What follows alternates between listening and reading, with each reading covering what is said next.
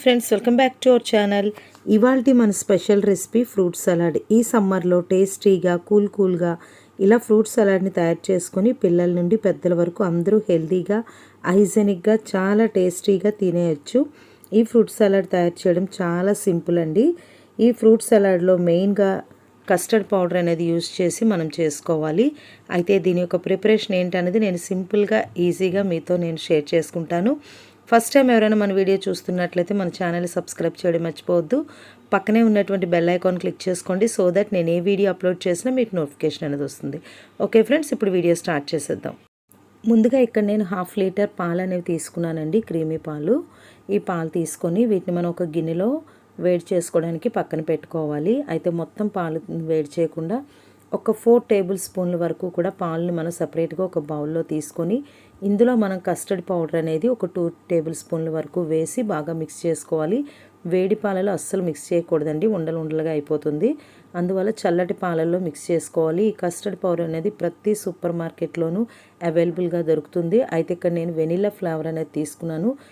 ఇందులో కూడా చాలా ఫ్లేవర్స్ ఉంటాయి. మీకు ఏ ఫ్లేవర్ నచ్చుతుంది అనుకుంటే ఆ ఫ్లేవర్ తీసుకొచ్చుకొని బాగా మిక్స్ చేసుకోవాలి. ఇలా ఈ విధంగా ఉండలు లేకుండా నీట్గా మనం మిక్స్ చేసుకోవాలండి.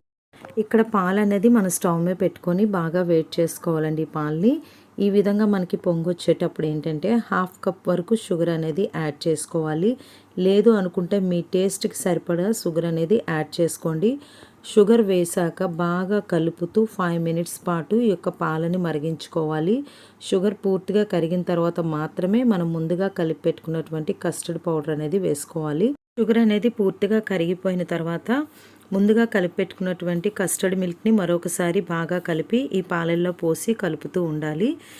2 నుంచి 5 నిమిషాలు మీడియం ఫ్లేమ్ మీద కలుపుతూ ఉండాలండి.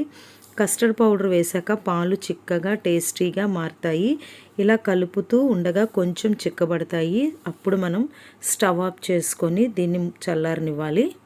పాలని దగ్గర పడే వరకు మరిగించకూడదు. చల్లారిన తర్వాత గట్టిగా ముద్దలా అయిపోతుంది. కాబట్టి ఈ కన్సిస్టెన్సీలో ఉండేలా చూసుకోండి. అప్పుడు దీన్ని మనం చల్లార్చుకొని 1 అవర్ పాటు ఫ్రిడ్జ్లో పెట్టుకోవాలి. పెట్టుకున్న తర్వాత ఇది చాలా కూల్గా టేస్టీగా తయారవుతుంది. ఫ్రిడ్జ్లో నుంచి తీసిన తర్వాత ఇంకొద్దిగా కన్సిస్టెన్సీ దగ్గర పడుతుందండి. ఈ విధంగా వస్తుంది. ఇదే కరెక్ట్ కన్సిస్టెన్సీ. మరీ గట్టిగా అవ్వకూడదు, అలాగని పల్చగా ఉండకూడదు.